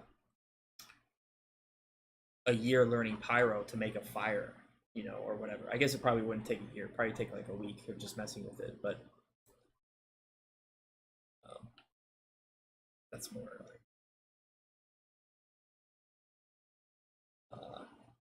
the second shot of this is gonna be pretty cool. So I'm gonna have like a transition shot. It's gonna be like this shot for going past a different one, and then it's gonna be like picking up these like weird orbs off the ground.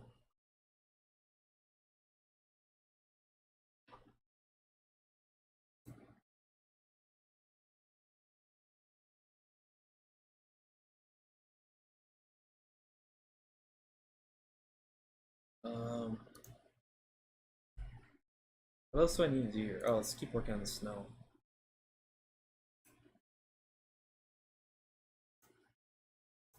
Let's just make this color.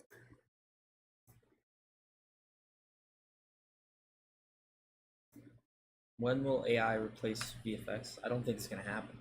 I think compositors are gonna be the best positioned artists to use AI. And once the data sets are in-house and all that kind of stuff, I think that we get assets from real life, we get assets from practical effects, we get assets from CG. We make some of our own assets.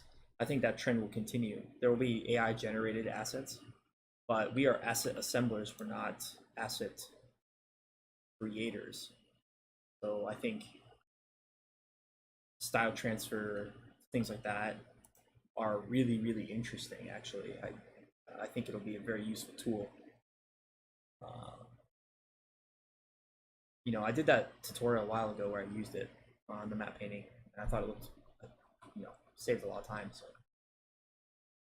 I'm not a pessimist on those things, although people are worried about it and such. But I think also it's like a hype cycle. Like it's not actually doing those things. Plus, you can't direct it, so but what you can do with it, I think, is interesting, like textures and maybe little enhancements or things like that, or like style. I think style transfer is the most interesting to me, uh, because it's something that is an underlying CG base, and you're applying some kind of a filter over it. That's interesting, and I think compositors are going to use that. So I think at some point we'll generate our own stock footage, though. I can't imagine that won't be the case. Like you'll probably be able to just type or whatever and generate like a fire or whatever. I'm guessing that will happen. But when you need something super specific, you're still going to want to simulate it. So, those things are already assets or prefabs or presets anyway. Like, hey, you need a basic fire. Well, it's already a preset most cases. If you need something specific, you're going to simulate it. I don't think that really changes because unless AI understands physics perfectly, I don't see how that could possibly change. And even if it did, somebody still has to composite it, so most likely, or at least you'll want to make changes. It might just mean you do a lot more stuff, though. That's what I think it will be. Just do a lot more shots, much faster. Which doesn't necessarily mean there's less jobs. It actually means that there's more jobs, but maybe on smaller teams. The team size might change. The sort of centralized, enormous 1,000-people studio might change. But I think people on a small scale will produce more. and I don't know. That's what I think. I might be wrong, but I don't think so.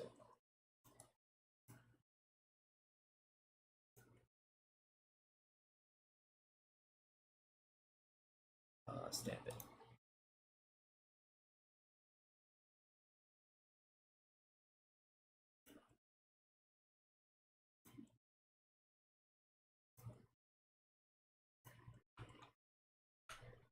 I think it's super interesting. I think it's kind of like what happened with like cameras and stuff, you know.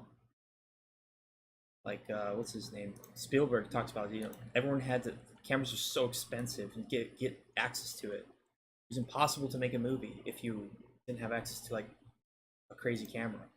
And then now everybody has an iPhone in their pocket. You know, I think it will make some things more accessible, but I think like you're still gonna want to direct things. Um, I think it will simplify visual effects in some cases. You know, does it have to take 100 hours or whatever to simulate a water fluid? I don't know. I mean, that feels kind of like. I mean, Ember Gen is kind of, or Liquid Gen is pretty cool for that. I think what it will be is like, hey, I'll go in Liquid Gen, I'll make some water, and then I'll do like an AI style transfer from a real footage of water, and it will just add that tiny. It'll bring you from 80% to 100, which is always the hardest part of visual effects. Is that little that 20% at the end. That's super hard to achieve. I think AI will help probably on like a style transfer of like a base of CG, and that is what I think is going to happen. So I don't know.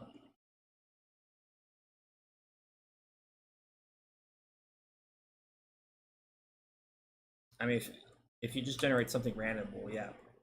I mean, maybe there's some people who want that, but not usually the people that I'm working for. Most professionals aren't working for that. So, okay, let's see.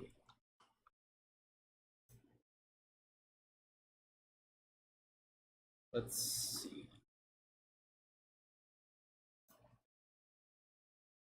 This is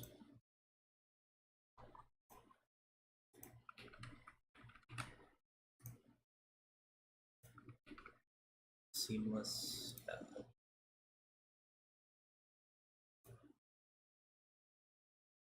I think motion capture. Yeah, I'm excited for that. It's gonna be fun. Move AI is pretty cool. But that's what I'm saying. You know, it used to be that you needed a super expensive camera to make a movie.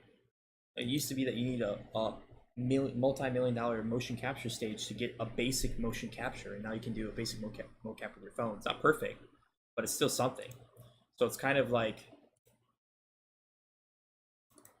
I don't think that removes any jobs. Actually, I think that actually creates jobs. It just means that a team of 10 people can produce something that maybe took a lot more people before. So I think that's the way to think about it. Uh, it's this one. Let me just make sure. Seamless. This one. Which one? So I have a bunch of different ones I blended the edge with.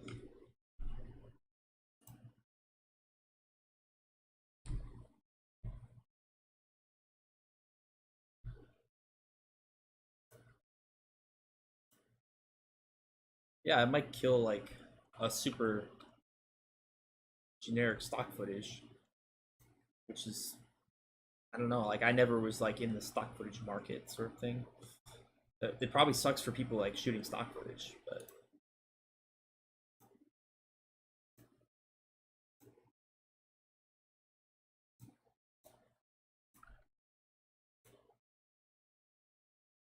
let's see. Extended with alpha.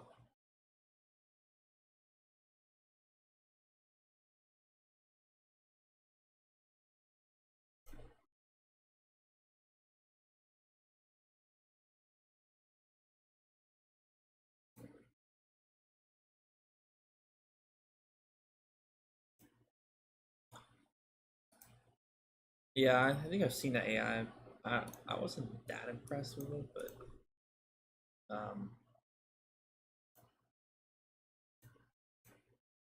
it just sounded like super generic. But I don't know. I'm not like one like super hardcore one way or the other. I think there's places to use things, but I really think what the end result is that like I don't know. I believe like a small team of visual effects artists right now could get together and start making stuff that looks like it's made by a big team. If you know and do the right approach. Maybe not like, crazy size. Not like an entire movie. You could do some kind of short or something at least. Uh,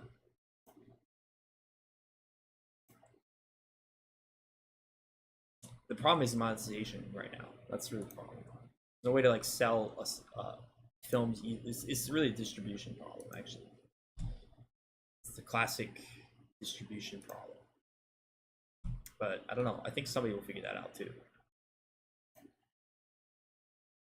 The part that people aren't considering is that soft AI will also make software, and that's really interesting because then you can make your own like Netflix or something.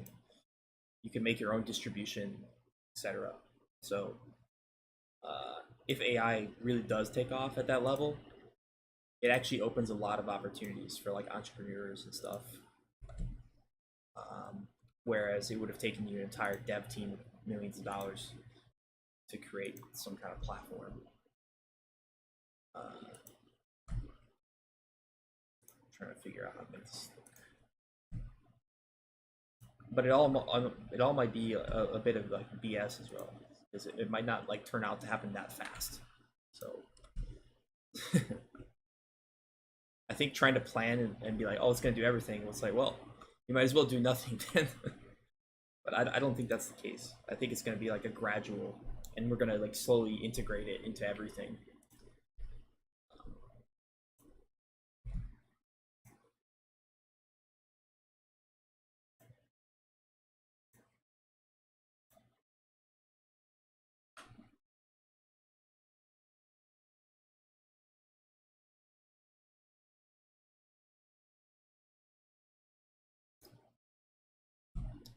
I haven't seen that the crowdfunding thing.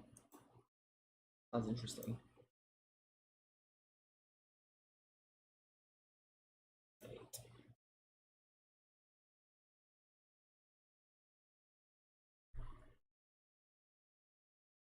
GPT is good. Claude is really good. Claude AI is really good.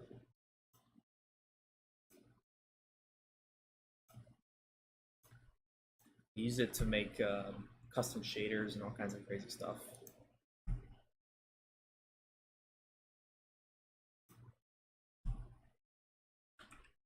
I don't know if I can get away with using this texture twice like this, but I'm hoping I can. Because I don't have I don't have another one.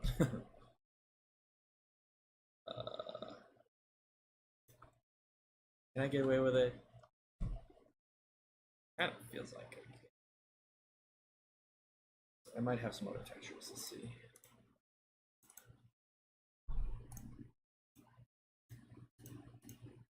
I have a 3D thing of this. I actually like use this as a displacement and then made it like glossy, and that's working pretty well for like blending it.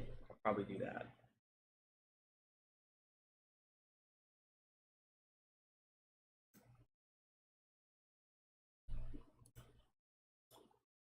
I'm just gonna use Nuke for that painting stuff.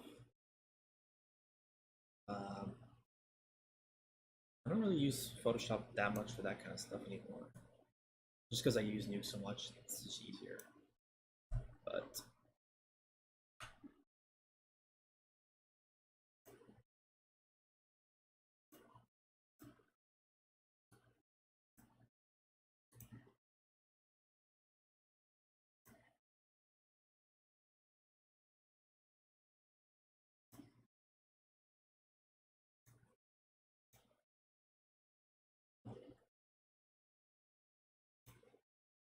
Why can't I select this?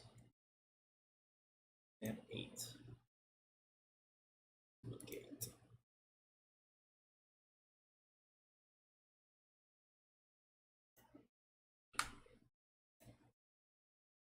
Have a good one, Scouty. Thanks for stopping by.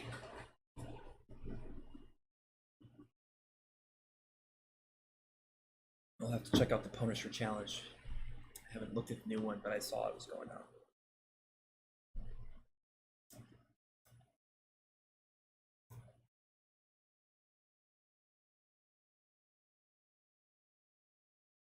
Seems to be bugged.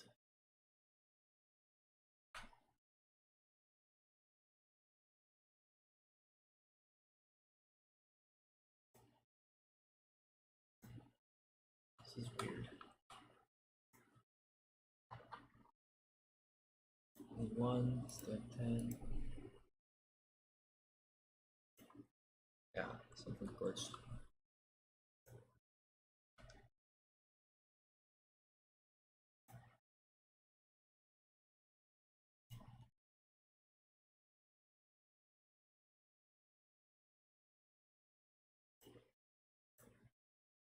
Oh really?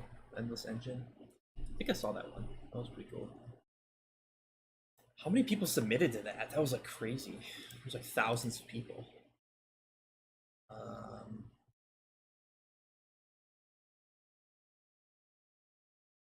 Something is glitching in this script.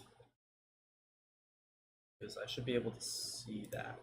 And it's not working. That's annoying.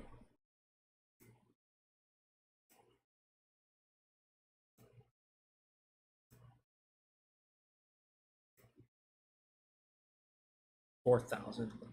That's crazy.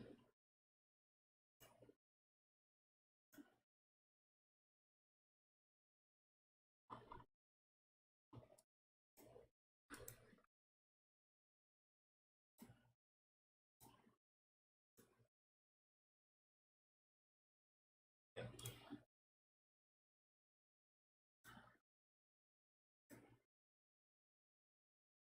There we go. Just fix it manually for now.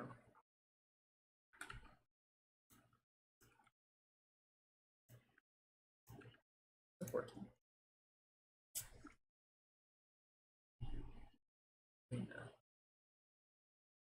Look at duplicate.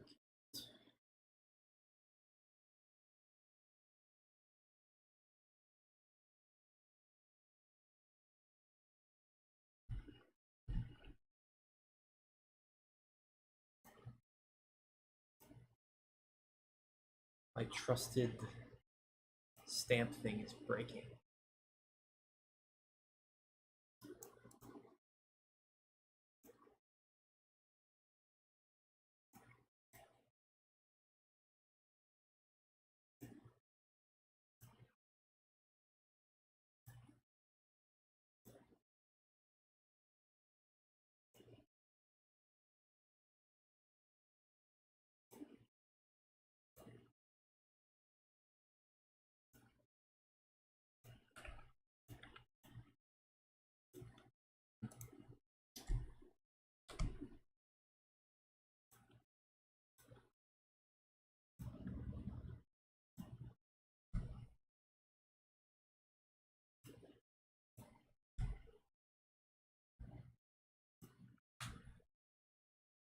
Oh, really? Yeah. Well, if you don't get the aspect ratio right, that would suck. Because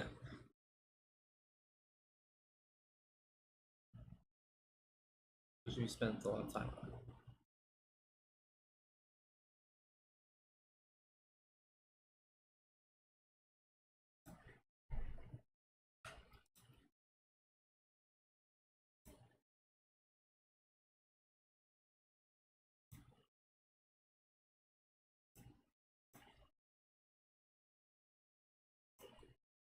Um,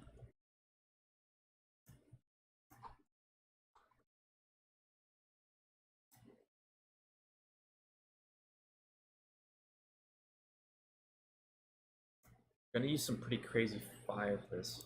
Looking at some reference of Find the video. Find the video quick.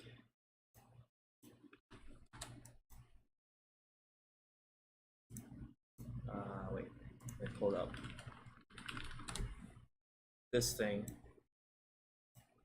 It's called Sulfur Fire. Maybe. Guess we're gonna get an ad first.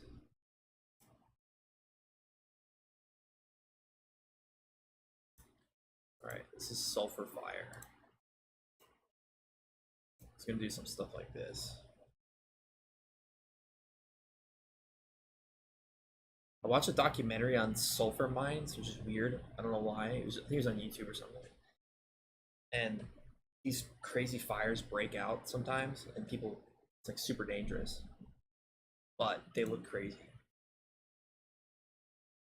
I want to do like something weird like that, because it's gonna really stick out, especially in this type of lighting that's gonna be there. It's pretty cool. I mean, it's just blue fire, but you get these like little pink like pellets like this. Pretty cool. Like this stuff dropping. I don't know if we'll see it. It might be too much motion blur. We might not see it, but I like it though.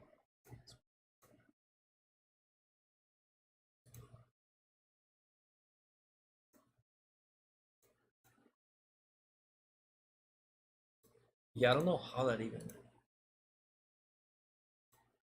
fits. On the pure black though, it looks crazy as well. It gives like a crazy silhouette. So.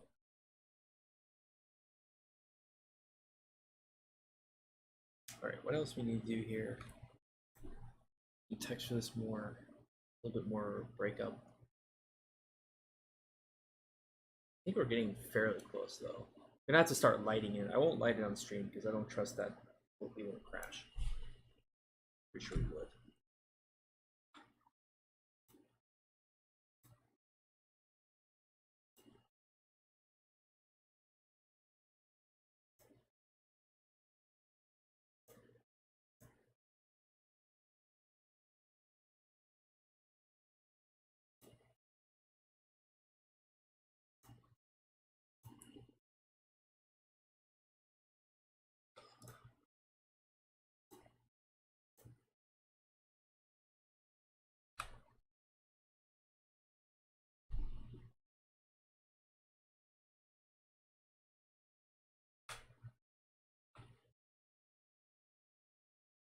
Yeah, I have some geometry that looks good for like chunks of ice. I made this in Gaia as well. It's spiky stuff. And just stick it in the ice a little bit, just to get subtle bumps.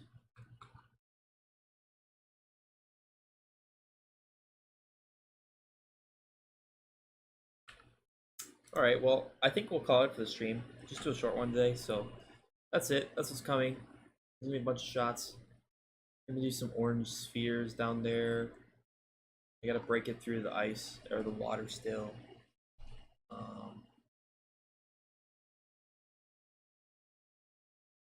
That's about it. I'll probably do some more private streams in the Patreon in case people want to see like what's going on in there.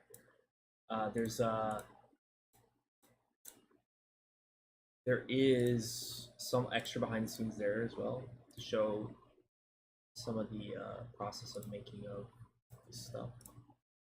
So, like 3D scan, this kind of stuff. Literally, that plant thing was actually 3D scan. I scanned it on my like table or whatever, but it worked pretty well, surprisingly. But we're also seeing it a little bit out of focus, so that's fine.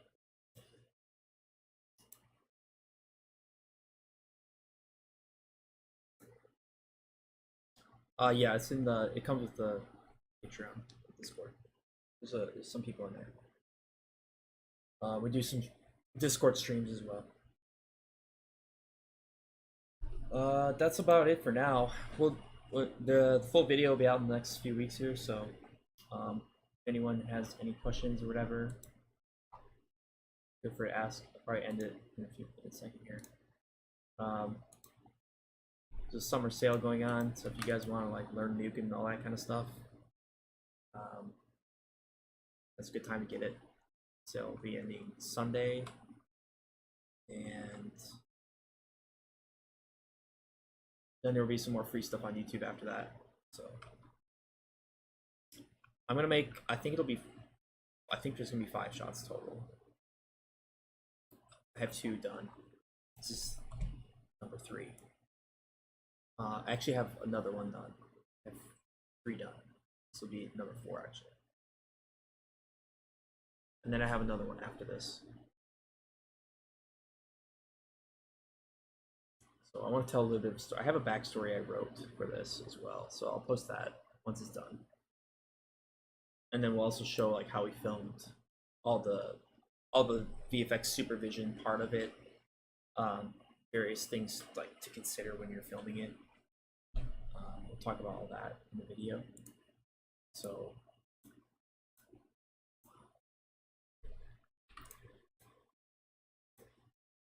yeah. Anyways, it's 26 people, but I don't know who's there. But we're about to turn it off. So thanks for stopping by, guys. This is short stream. We'll probably do another one maybe next week or something. Patreon if you want to see more frequent streams, and we go into different stuff as well, like doing analysis of different shots and stuff, or just some artistic concepts. So that's about it. For sale. Alright guys, peace out.